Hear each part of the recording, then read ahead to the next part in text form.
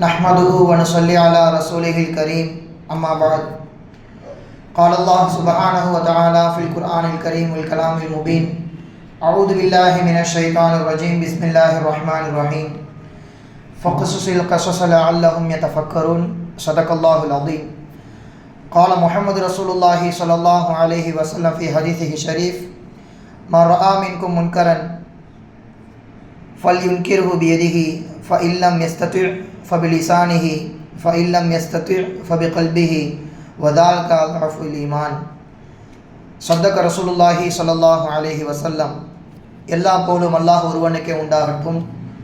அல்லாஹ்வின் ஸலாத்தும் சலாமும் நம் உயிரினும் உயிரான நம் உயிரினும் மேலான கண்மணி நாயகம் ரசூலுல்லாஹி ஸல்லல்லாஹு அலைஹி வஸல்லம் அவர்களின் மீதும் அவர்கள் அடிப்பிரலாமல் அப்படியே பின்பற்றிய பரிசுத்த குடும்பத்தார்கள், சத்திய சஹாபாக்கள், தாபியன்கள், தபவு தாபியன்கள் மற்றும் இந்த ஜும்மா நன்னாளில் ஒன்று கூடியிருக்கும் நம் அனைவரும் மீதும் அல்லாஹ்வின் அன்பும் அருளும் என்றென்றும் நிறைவாக உண்டாவதாக. ஆமீன்.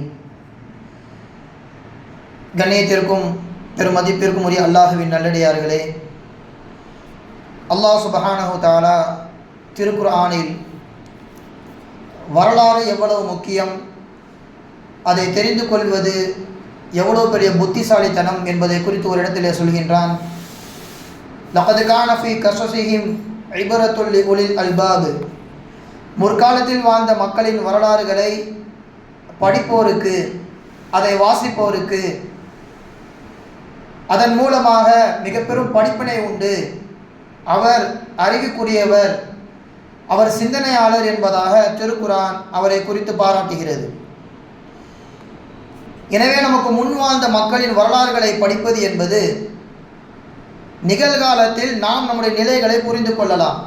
வெறும் கதைகளையோ நாவல்களையோ மட்டும் படிக்க ஆர்வம் காட்டக்கூடிய மக்கள் வரலாற்றில் பதிவு செய்யப்பட்டதை படிக்கின்ற பொழுதுதான் நமக்கு முன்னால் வாழ்ந்தவர்களை போன்று வைராகியத்தோடு வீரமிக்கவர்களாக வாழ வேண்டும் என்றும், அல்லது யார் யாரெல்லாம் அழிந்து போய்விட்டார்களோ இவர்களை போன்று மமதையில் ஆடக்கூடாது, பெருமையோடு வாழக்கூடாது, ஆட்சியில் இருந்து கொண்டு துஷ்பிரயோகம் செய்யக்கூடாது என்கின்ற எச்சரிக்கை நமக்குள் வருவதற்கு இந்த வரலாறுகள் மிகவும் முக்கியமாக இருக்கிறது.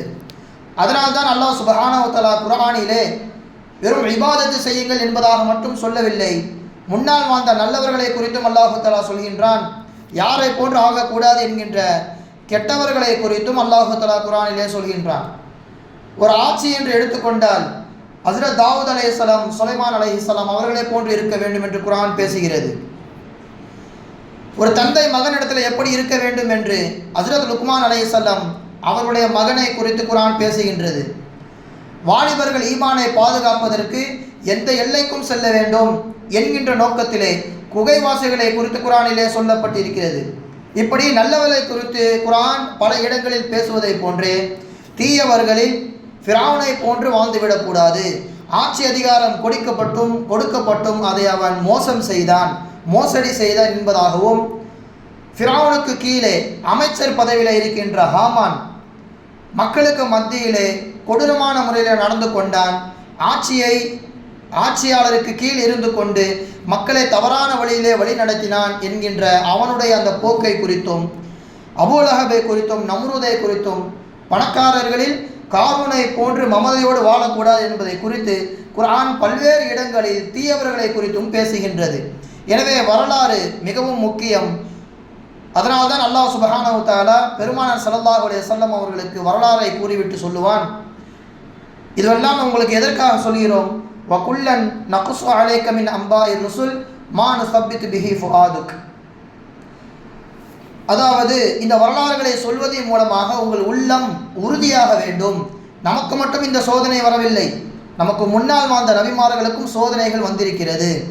நமக்கு மட்டும் எதிரிகள் என்பது கிடையாது.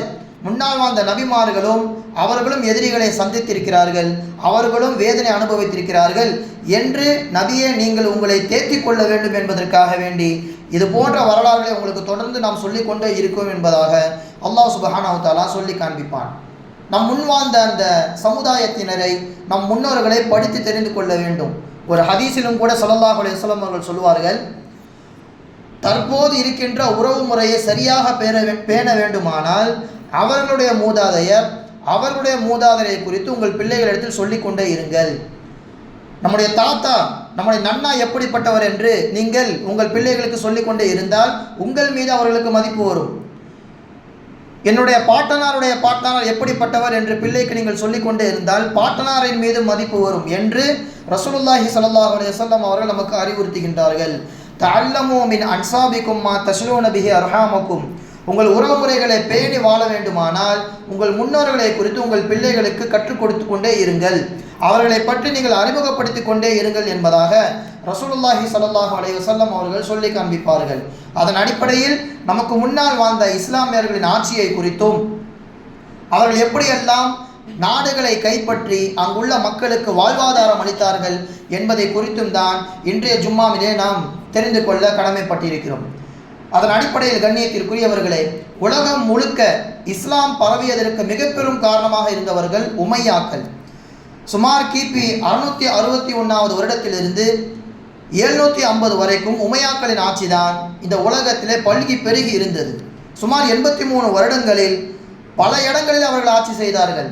இந்தியாவிற்கு முழுவதுமாக நுழையவில்லை என்றாலும் சிந்து சமவெளி என்று சொல்லப்படுகின்ற அந்த ஓரம் வரைக்கும் இஸ்லாமியர்கள் ஆட்சி என்பது வந்துவிட்டது. அப்படியே கிழக்கில் எடுத்துக்கொண்டால் அங்கே வட ஆப்பிரிக்கா வரைக்கும் உமையாக்களின் ஆட்சி, இஸ்லாமியர்கள் ஆட்சி பல்கி பெருகி கடந்து கொண்டிருக்கிறது. இந்த சமயத்தில் தான் ஸ்பெயின் என்கின்ற ஒரு நாடு இருக்கிறது. அந்த ஸ்பெயின் நாட்டின் நிலவரத்தை குறித்து நாம் தெரிந்து கொள்ள வேண்டும். இஸ்லாமியர்கள் ஆட்சி ஒரு புறம் நடக்கிறது. ஸ்பெயினிலே அங்கு ஒரு பழங்குடியினரை சேர்ந்த விசிகோத் என்கின்ற ஒரு பரம்பரை, அந்த பரம்பரையை சேர்ந்த ஒரு மன்னன், அவனுக்கு பேர் ரோட்ரிக் என்பதாக சொல்லப்படும். அந்த மன்னன் அங்கு வாழ்ந்த மக்களை பயங்கரமாக கொடுமைப்படுத்துகின்றான், அதிகமான வரியை சுமத்துகின்றான். பெண்களுக்கு அவன் ஆட்சியில் பாதுகாப்பு கிடையாது. அந்த வம்சத்தை சேர்ந்த மதகுருமார்கள் முழுக்க மக்களை கட்டுப்படுத்தி வைத்து அவர்கள் மீது இல்லாத பொல்லாத விஷயங்களை சொல்லி தங்களுக்கு கீழே வைத்து கொள்ள வேண்டும் என்று மடமைத்தனத்திலே மக்களை அடிமைப்படுத்தி வைத்திருந்தார்கள் மதகுருமார்கள். இந்த சமயத்தில்தான் கொஞ்சம் கூட அங்கே வாழ்வதற்கு தகுதியே இல்லை என்று யூதர்களே இஸ்லாமியர்கள் நோக்கி செல்வதற்கு ஆரம்பித்தார்கள். இஸ்லாமிய ஆட்சிக்கு கீழே நாம் நன்றாக வாழலாம் என்று வட ஆப்பிரிக்காவிற்கு அவர்கள் இடம்பெயர்கிறார்கள். இப்படி ஒரு புறம் இருக்க, ஐரோப்பியர்களின் ரோம அரசிற்கு கீழே கட்டுப்பட்டு நடக்கின்ற ஒரு நாடு தான் மொரோக்கோ. அந்த பகுதியிலே கவர்னராக இருக்கின்ற ரோம அரசின் ஆளுநர் ஒருவர், அவருக்கு பெயர் ஜூலியன் என்பதாக சொல்லப்படும். ஜூலியன் இவருடைய மகள் ஸ்பெயின் நாட்டிற்கு சென்று அங்குள்ள பல்கலைக்கழகத்தில் படிக்கலாம் என்பதாக செல்கிறாள். அந்த சமயத்திலே ஸ்பெயின் நாட்டின் மன்னனாக இருந்த ரோட்ரிக் என்பவன் அந்த பெண்ணை கடத்தி வன்புணர்வு செய்து அவளை கொலை செய்து விடுகின்றான். அப்போதுதான் அந்த ஜூலியன் என்கின்ற கவர்னர் அந்த அரசுக்கு எதிராக நீதிமன்றங்களை நாடுகிறார். அரசனை எதிர்த்து நீதிமன்றங்கள் கொஞ்சம் கூட அவருக்காக வேண்டிய ஆதரவு தெரிவிக்கவே இல்லை. ஒருபுறம் இவர் அவருக்கு எதிர்ப்பு தெரிவிக்க, உள்நாட்டிலேயும் இந்த மன்னனுக்கு எதிராக நிறைய நபர்கள் எதிர்ப்பு தெரிவித்து கொண்டே இருக்கிறார்கள். அப்போதுதான் இந்த ஜூலியன் என்பவரும் சில மக்களும் சேர்ந்து வட ஆப்பிரிக்காவிற்கு செல்கின்றார்கள். வட ஆப்பிரிக்கா முழுக்க முஸ்லிம்களின் ஆட்சிக்கு கீழே இயங்கிக் கொண்டிருக்கிறது. அங்கே மூசா இப்னு நுசைர் என்கின்ற ஒரு முஸ்லிம் மன்னர், முஸ்லிம் கவர்னர் ஆட்சி செய்து வருகிறார். ஏற்கனவே யூதர்களும் அங்கே சென்று விட்டார்கள். இப்போது ஜூலியனும் ஸ்பெயின் நாட்டு மக்களும் சேர்ந்து அந்த ஆப்பிரிக்காவிற்கு சென்று மக்களுக்கு மத்தியிலே இருக்கின்ற எல்லா கொடுமைகளையும் மூசா இப்னு நுசைர் என்கின்ற அந்த முஸ்லிமிடம் சொல்லுகிறார்கள். அந்த மன்னர், அவருக்கு மேலே இருக்கின்ற ஹலீஃபா சிரியாவில் ஆட்சி செய்து கொண்டிருக்கிறார். அவருக்கு பெயர் வலீத் இப்னு அப்துல் மலிக், 6வது ஹலீஃபா. ஹஸ்ரத் முஆவியா ரலியல்லாஹு தஆலா அன்ஹு அவர்கள் வஃபாத்தானதற்கு பிறகு அவருடைய மகன் யசீத் வந்தான். அதற்கு பிறகு அப்படியே தொடர்ந்து 6வது ஹலீஃபாவாக வலீத் இருக்கிறார் சிரியாவிலே, டமாஸ்கஸ் என்கின்ற தலைநகரத்திலே. அப்போ அவருக்கு இந்த விஷயம் செல்லுகிறது, அவரும் அனுமதி கொடுக்கிறார். எனவே இந்த மூசா இப்னு நுசைர் என்பவர் வெறும் 7000 நபர்கள், வெறும் 7000 வீரர்களை ஸ்பெயின் நாட்டிற்கு அனுப்பி வைக்கிறார். அதற்கு படைத்தளபதியாக இருப்பவர் மிகப்பெரிய வரலாற்று சிறப்பு மிக்க வீரமிக்க ஒரு நபர், தாரிக் இப்னு ஜியாத் ரஹிமஹுல்லாஹ். மிக இளம் வயது கொண்ட அந்த வாலிபர் மிக அற்புதமான முறையில் படையை வழிநடத்தி செல்கிறார்கள். ஜூலியன் என்கின்ற அந்த கவர்னருடைய ஒத்துழைப்பின் பேரிலே கப்பலும் கொடுக்கப்படுகிறது. 7000 நபர்கள் ஜூலியன், ஸ்பெயின் நாட்டு மக்கள் எல்லோரும் சேர்ந்து ஸ்பெயின் நாட்டை நோக்கி அந்த இடத்துல சென்று கொண்டிருக்கிறார்கள். அங்கே கடல் வழியாக சுமார் 14 மைல் கிலோமீட்டர் தூரத்தை அவர்கள் கடந்து ஜிப்ரால்டர் என்கின்ற ஒரு மலையிலே அவர்கள் தரை இறங்குகிறார்கள். அந்த ஜிப்ரால்டர் என்கின்ற அந்த மலைக்கு கூட ஆரம்பத்தில் பெயர் என்பதே கிடையாது. ஜபல் அல் தாரிக் என்பதாக தான் அதற்கு பெயர் இருந்தது. காலப்போக்கில் அது புழக்கத்திலே ஜபல் அல் தாரிக் என்பது ஜிப்ரால்டர் என்பதாக மாறிவிட்டது என்பதாகவும் வரலாற்று ஆசிரியர்கள் பதிவு செய்கிறார்கள். அப்போ அந்த இடத்துல இறங்கியதற்கு பிறகு நோட்டமிடுகிறார்கள். ஸ்பெயின் நாட்டிலே சுமார் 1 லட்சம் வீரர்கள் இவர்கள் வந்ததை கேள்விப்பட்டு ரெடியாக இருக்கிறார்கள், தயாராக இருக்கிறார்கள். அப்போ தாரிக் பின் ஜியாத் ரஹிமஹுல்லா அவர்கள் என்ன செய்கிறார்கள்? தாங்கள் வந்த ஒட்டுமொத்த கப்பலையும் எரித்துவிட ஆணையிடுகிறார்கள். யாரும் பின்வாங்கக்கூடாது. அவர்கள் 1 லட்சம் இருந்தாலும் சரி, நாம் 7000 நபர்களாக இருந்தாலும் சரி, எதிர்த்து போரிட்டு ஷஹீதாக வேண்டுமே தவிர்த்து ஒருபோதும் பின்வாங்கி கூடாது. அதற்கு உதவியாக இருக்கின்ற அந்த கப்பல் முழுமையாக எரிக்கப்பட வேண்டும் என்பதாக எரித்து விட்டார்கள். அல் பஹ்ரு வராயிக்கும் வல் அதுவு அமாயிக்கும் வல் அதுவு அமாமக்கும். உங்களுக்கு பின்னால் கடல் இருக்கிறது, தப்பித்து செல்ல கப்பல் கிடையாது. உங்களுக்கு முன்னால் 1 லட்சம் வீரர்கள் இருக்கிறார்கள். அவர்களை எதிர்த்து போரிட்டு இங்கேயே மாண்டிவிட வேண்டுமே தவிர்த்து ஒருபோதும் பின்வாங்கிவிடக்கூடாது என்று 7000 நபர்களும் சென்று போரிட்டார்கள். அதில் 3000 பேர் ஷஹீதாக்கப்படுகிறார்கள். நாடு கட்டுப்பாட்டிற்குள் வந்துவிட்டது. அந்த ரோட்ரிக் என்கின்ற மன்னன் முழுமையாக கொல்லப்பட்டான். மற்றவர்களும் கலைந்து வேறு நாட்டிற்கு சென்று விட்டார்கள். இப்போது ஸ்பெயின் முழுக்க முஸ்லிம்கள் ஆட்சிக்கு கீழே வந்துவிட்டது. அதனால் வரைக்கும் மக்கள் அடிமைப்பட்டு வரியை தாங்க முடியாமல் சித்திரவதைக்கு ஆளாக்கப்பட்ட அந்த மக்கள் நிம்மதியாக முஸ்லிம்கள் ஆட்சியிலே வாழ்ந்தார்கள். எந்த அளவிற்கு நிம்மதி? ஐரோப்பாவின் கண்டத்திலே தான் ஸ்பெயின் என்கின்ற அந்த நாடு என்பது இருக்கிறது. ஒட்டுமொத்த ஐரோப்பாவிலுமே அன்றைக்கு எழுத்தறிவு என்பது கிடையாது, படிப்பறிவு என்பது கிடையாது. ஒட்டுமொத்த ஐரோப்பாவிலும் ஸ்பெயின் என்கின்ற நாடு தான் ஒரு வெளிச்சம், ஒரு சூரியன் என்பதாகவே சொல்லலாம். அந்த அளவிற்கு கல்வி ஸ்தலமாக, ஆன்மீக பூமியாக ஸ்பெயினை முழுக்க இஸ்லாமியர்கள் மாற்றினார்கள். எந்த அளவிற்கு? அந்த சமயத்தில் தான் மதீனாவிலே மாலிக் இமாம் அவர்கள் பிறக்கின்றார்கள். மாலிக் இமாமுடைய மதுஹபின் ஒரு சட்டம் என்னவென்று தெரியுமா? ரசூலுல்லாஹி ஸல்லல்லாஹு அலைஹி வஸல்லம் அவர்கள் வாழ்ந்து மறைந்த மதீனா என்கின்ற அந்த பூமி இருக்கிறது, அங்கிருந்து மார்க்கம் சம்பந்தப்பட்ட ஒரு விஷயம் என்னிடத்தில் வந்தாலும் அதை முழுமையாக நான் அங்கீகரித்துக் கொள்வேன். காரணம், ரசூலுல்லாஹின் கால்பட்ட அந்த பூமியில் முழுக்க அறிஞர்களே வாழ்ந்தார்கள். எனவே அவர்களிடத்தில் வருகின்ற எந்த செய்தியாக இருந்தாலும் மார்க்கத்தின் ஆதாரமாக மாறும் என்பதாக மாலிக் இமாம் அவர்கள் சொல்லி காண்பிப்பார்கள். அதற்கு நேர் எதிராக இதற்கடுத்து நான் ஒரு நாட்டை சொல்ல வேண்டுமானால் நான் அந்துலூஸ் என்று சொல்லப்படுகின்ற ஸ்பெயினை சொல்லுவேன். ஸ்பெயினிலே அல்லாஹ் சுப்ஹானஹு வ தஆலா மதீனாவிற்கு நிகராக பல அறிஞர்கள் அந்த இடத்தில் அல்லாஹு தஆலா தோற்றுவித்தான். எனவே மதீனாவிற்கு அடுத்து ஸ்பெயினிலிருந்து ஏதேனும் மார்க்க சம்பந்தப்பட்ட விஷயங்கள் வந்தாலும் அதை கண்ணை மூடிக்கொண்டு நான் நம்புவேன் என்பதாக மாலிக் இமாம் அவர்கள் சொல்லி காண்பிக்கிறார்கள். அந்த அளவிற்கு மூட நம்பிக்கையில் திகழ்ந்திருந்த, அடிமைப்பட்டு கிடந்த மக்களுக்கு கல்வி அறிவை போதித்து இஸ்லாமியர்கள் மிக பெரும் மார்க்க ஸ்தலமாக அந்த ஸ்பெயினை மாற்றுகின்றார்கள். அதிலும் குறிப்பாக ஸ்பெயினிலே கார்டோபா என்பதாக சொல்லப்படும், அரபியில் அதற்கு குர்துபா என்பதாக சொல்வார்கள். அந்த நகரத்திலே அல் ஹக்கம் என்கின்ற ஹலீஃபா, முஸ்லிம் ஹலீஃபா 4 லட்சத்திலிருந்து 6 லட்சம் வரைக்கும் நூலகங்கள் இருக்கின்ற அளவிற்கு பிரம்மாண்ட ஒரு நூலகத்தை உருவாக்கினார். ஒட்டுமொத்த உலகத்தில் இருந்தும் தங்களுடைய நாட்டுக்கும் அந்த கல்வி அறிவு சென்று போய் சேர வேண்டும் என்பதற்காக ஆண்கள் பெண்கள் என்று அந்த நூலகத்திற்கு வந்து குறிப்பெடுத்து செல்வார்களாம். அந்த நூலகத்தினுடைய அந்த புத்தகங்களின் வரிசைகளை மட்டுமே பார்த்து அந்த ராக்கிலிருந்து புத்தகத்தை எடுப்பதற்கு புத்தகங்களின் பெயர்கள் மட்டுமே 44 வால்யூம்ஸ் இருப்பதாக இமாம் அவர்கள் பதிவு செய்கின்றார்கள். அப்போ அந்த அளவிற்கு இஸ்லாமியர்கள் ஸ்பெயினை கைப்பற்றி அங்கே மிகப்பெரிய ஒரு கல்வி புரட்சியை ஏற்படுத்தினார்கள் இஸ்லாமிய பெருமக்கள். அந்த அல் ஹக்கம் என்கின்ற ஹலீஃபாவுடைய சபையிலே ஒரு நபர் இருக்கிறார். அவருக்கு பெயர் அபுல் காசிம் இப்னு அப்பாஸ் அல் ஜஹ்ராவி. இவருடைய பெயரை சொன்னால் நிறைய நபருக்கு தெரியாது, ஐரோப்பியர்களுக்கு கூட தெரியாது. இவருடைய நிலை எப்படிப்பட்டது என்று தெரியுமா? ஐரோப்பியர்கள் அவருடைய புத்தகத்திலே அல் புகாசிஸ் என்பதாக பதிவு செய்து வைத்திருக்கிறார்கள். அதாவது அபுல் காசிம் இப்னு அப்பாஸ் என்கின்ற அவருடைய பெயரை மக்கள் யாரும் அவரை பற்றி தெரிந்துவிடக்கூடாது என்பதற்காக வேண்டி அவர்கள் மொழியிலே அல் புகாசிஸ் என்பதாக மாற்றி வைத்திருக்கிறார்கள். யார் இந்த அபுல் காசிம்? இன்றைக்கெல்லாம் நம்ம எதனா அடிபட்டுட்டால் அல்லது தோள்களில் பிளவுகள் ஏற்பட்டு விட்டால் சர்ஜரி செய்கின்றோம், அறுவை சிகிச்சை செய்கின்றோம். அதற்கான மூல ஆதாரமே நம்முடைய இஸ்லாமிய மார்க்கத்தை சேர்ந்த அபுல் காசிம் இப்னு அப்பாஸ் என்கின்ற இஸ்லாமியர் தான்.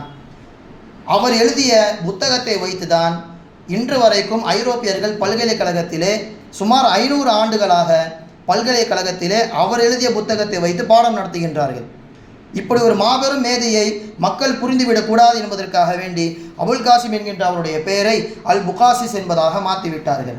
அந்த புத்தகத்தின் முகப்பிலையும் கூட ஃபாதர் ஆஃப் மாடர்ன் சர்ஜரி என்கின்ற அடைமொழி பெயரோடு தான் அபுல் காசிம் ரஹிமஹுல்லா அவர்கள் அடையாளப்படுத்தப்படுகிறார்கள். இன்றைக்கி தேவையான எல்லா மருத்துவ உபகரணங்கள், பிரசவத்திற்கு தேவையான கருவிகள் என்னென்ன, ஒருவர் அடிபட்டு வந்துவிட்டால் அவருக்கு என்னவெல்லாம் செய்ய வேண்டும் போன்ற எல்லா மருத்துவ குணங்கள் கொண்ட 200க்கும் மேற்பட்ட கருவிகளை தன் கைகளாயே தயாரித்து அதை எப்படி பயன்படுத்த வேண்டும் என்கின்ற குறிப்புகளையும் தஸ்ரீஃப் என்கின்ற நூலின் மூலமாக அவர் வெளிப்படுத்தியிருக்கிறார். அதைத்தான் லத்தீன் மொழியிலே மாற்றி இப்போதும் பல்கலைக்கழகங்களில் சொல்லிக் கொடுக்கப்படுகிறது. அப்போ மாபெரும் உழைப்பை போட்டவர்கள் இஸ்லாமியர்கள் மட்டுமல்ல, இந்த அபுல் காசிம் ரஹிமஹுல்லா அவர்கள்தான் முதலாக தையல் போடுகின்ற அந்த விஷயத்தையும் கொண்டு வந்தார். அதாவது ஆரம்ப காலத்திலே நூல்களை வைத்து அந்த இடத்துல தையல் போட முடியும். ஓரளவுக்கு தோள்கள் ஒன்றோடு ஒன்று சேர்ந்ததற்கு பின்னால் நூலை உருவி விடுவார்கள். ஆனால் அது மீண்டும் காயத்தை ஏற்படுத்தும் என்கிற நோக்கத்திலே இவர் ஆய்வு செய்து விலங்குகளின் தோள்களை வைத்து முதலாக, அதாவது கேட் கப் என்பதாக சொல்லப்படும் கேட்கட், அந்த விஷயத்தை வைத்து விலங்குகளின் தோள்களை வைத்து முதலாக நூல் வடிவிலே அந்த தையல் நூலை உருவாக்கினார். அது தையல் போடுகின்ற பொழுது காயமும் மாறிவிடும், அதுவும் கொஞ்ச நாட்களில் உருகி போய்விடும் என்கின்ற நிலையில் அந்த விஷயத்தை அவர் கண்டுபிடிக்கிறார். மேலும் மயக்க மருந்தை கண்டுபிடித்தவரும் அவர்தான். அனஸ்தீஷியா என்று சொல்லப்படுகின்ற மயக்க மருந்தை கொடுத்து நோயாளிகளை குணப்படுத்துகின்ற அந்த பக்குவத்தையும் முதலாக ஏற்படுத்தியது அபுல் காசிம் இப்னு அப்பாஸ் ரஹிமஹுல்லா அவர்கள்தான். இதுவெல்லாம் நடந்தது ஸ்பெயினிலே உள்ள குர்துபா என்கின்ற அந்த பகுதியில். அடிக்கடி நாம் ஜும்மாவிலே சொல்கின்ற இமாம் குர்துபி ரஹிமஹுல்லா குர்ஆனுக்கு அவர்கள் எழுதியதை போன்று ஒரு புதுமையான ஒரு ஆயத்திலிருந்து எப்படி சட்டங்களை விளங்கிக் கொள்ளலாம், அதை சஹாபாக்கள் எப்படி சொல்கிறார்கள், தாபீன்கள் என்ன சொல்கிறார்கள் என்று ஒரே விஷயத்தை ஒரு தஃப்சீரை நீங்கள் பார்க்க வேண்டும் என்று ஆசைப்பட்டால் இமாம் குர்துபி ரஹிமஹுல்லா அவர்களுடைய இந்த தஃப்சீரை நீங்கள் எடுத்து பார்க்கலாம். அதிகமாக ஜும்மாவிலும் அவர்கள் பற்றி நாம் சொல்லப்படும். அப்போ அந்த குர்துபி ரஹிமஹுல்லாவும் குர்துபா என்கின்ற அந்த ஊரிலே பிறந்ததினால்தான் குர்துபி என்கின்ற அந்த தஃப்சீர் என்பது மிகவும் பிரபலமாக மாறுகிறது. மட்டுமல்ல, அப்பாஸ் இப்னு ஃபிர்னஸ் என்று சொல்லப்படுகின்ற ஒரு நபர் ரைட் சகோதரர்களுக்கும் முன்பாக சுமார் ஒரு 1000 வருடங்களுக்கு முன்பாகவே மனிதன் நடக்க மட்டும்தான் செய்யுமா, அவனை பறக்க வைக்கவும் முடியும் என்று முதலாக பறப்பதற்கான சோதனை ஏற்படுத்தியவரும் அப்பாஸ் இப்னு ஃபிர்னஸ் என்பவர் தான். பட்டு துணிகளை செய்து பட்டு துணிகளை சேகரித்து அதிலே கழுகுகளுடைய இறக்கைகளை வைத்து ஒரு பஞ்சு மெத்தையை போன்று உருவாக்கி குர்துபா என்கின்ற அந்த நகரத்தின் மலையிலிருந்து முதலாக பறக்கின்ற சோதனை செய்தவர் அப்பாஸ் இப்னு ஃபிர்னஸ். அதில் அவர் சாதனையும் கண்டார். அதற்கு பிறகுதான் 1000 வருடங்கள் கழித்துதான் ரைட் சகோதரர்கள் விமானத்தையே கண்டுபிடிக்கிறார்கள். அப்போ அதற்கான ஆரம்ப புள்ளியார் இஸ்லாமியர்கள், அதுவும் ஸ்பெயின் நாட்டின் குர்துபா என்கிற நகரத்திலே வாழ்ந்த இஸ்லாமியர்கள் தான். மேலும் சொல்லிக்கொண்டே செல்லலாம். அந்த ஸ்பெயின் நாடு எந்த அளவிற்கு மார்க்க மேதைகளை உருவாக்கி இருக்கிறது. அல் ஜர்காலி என்று சொல்லப்படுகின்ற ஒரு இமாம், அவரை வரலாற்றிலே அர்சாக்கைல் என்பதாக பதிவு செய்து வைத்திருக்கிறார்கள். அவர் வாழ்ந்த காலத்திலே வானியல் சம்பந்தப்பட்ட, ஆஸ்ட்ராலஜி சம்பந்தப்பட்ட எல்லா விஷயத்தையும் புத்தக குறிப்பாக கொடுத்தவர்கள் அல் ஜர்காலி என்று சொல்லப்படுகின்ற இமாம் அவர்கள்தான். இவர் 11ஆம் நூற்றாண்டிலே வாழ்ந்தவர். இவருக்கு பிறகு 16வது நூற்றாண்டிலே வந்தவர் தான் கோபர் நிக்கோலஸ். அவரும் வானியல் சம்பந்தப்பட்ட எல்லா ஆராய்ச்சியும் செய்வார். அவருடைய புத்தகத்திலே நான் பெரும்பாலான எல்லா குறிப்புகளையும் இந்த ஜர்காலி என்கின்ற இஸ்லாமிய அறிஞருடைய மேற்கோள் மூலமாகவே இதில் பதிவு செய்திருக்கிறேன் என்பதாக அவருடைய புத்தகத்திலே நன்றியும் தெரிவித்திருக்கிறார். இந்த அளவிற்கு ஸ்பெயின் நாட்டிலே இஸ்லாமியர்கள் புரட்சி செய்து மாபெரும் மேதைகளை உருவாக்கி மக்களுக்கு மத்தியில் மிகப்பெரிய ஒரு மாற்றத்தை ஏற்படுத்தி கொடுத்தவர்கள் இந்த உமையாக்களின் ஆட்சி. அதற்கு பிறகு இவ்வளவு உச்சத்தை தொட்ட ஸ்பெயின் நாளுக்கு நாள் குறைந்து கொண்டே செல்கிறது. அறிஞர்கள் கொஞ்சம் கொஞ்சமாக குறைகிறார்கள்.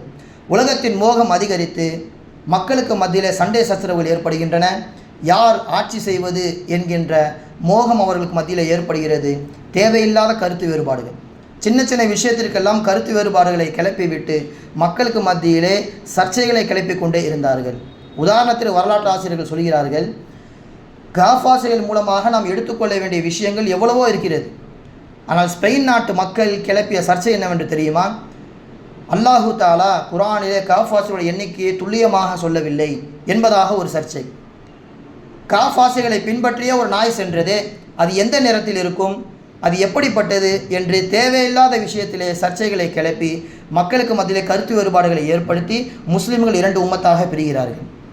முஸ்லீம்கள் ஆட்சி அங்கு உடைபடுகிறது. இப்படி முஸ்லீம்கள் ஒவ்வொருத்தரும் அவருக்குள்ளே சண்டை போட்டு கொண்டு இருப்பதின் காரணமாக கிறிஸ்துவர்களின் கை ஓங்குகிறது. கிறிஸ்துவர்கள் உள்ளே நுழைகிறார்கள். ஸ்பெயின் நாடு சுமார் 800 வருடத்திற்கு பிறகு கிறிஸ்துவரின் கையிலே போய் சேருகிறது. அப்போ ஆரம்பத்திலே உமையாக்கள் செய்த அந்த மாபெரும் கல்வி புரட்சி மேலோங்கி சென்ற அந்த நாடு கொஞ்சம் கொஞ்சமாக குறைந்து இன்று இஸ்லாமியர்களின் கையை விட்டு முழுமையாக சென்று விட்டது. காரணம் நமக்கு மத்தியில் இருக்கின்ற அந்த கருத்து வேறுபாடுகள். எனவே கண்ணியத்திற்குரியவர்களே, ஏன் இஸ்லாமிய ஆட்சியை குறித்தும் குறிப்பாக ஸ்பெயின் நாட்டை குறித்தும் பேசுகிறோம் என்றால், இன்னைக்குள்ள வாலிபர்களிடத்திலே அல்லது யாரிடத்தில் சென்றாவது ஸ்பெயினை குறித்து உங்களுக்கு என்ன தெரியும் என்று கேட்டால் ஒன்று தெரியாது என்று சொல்வார்கள்.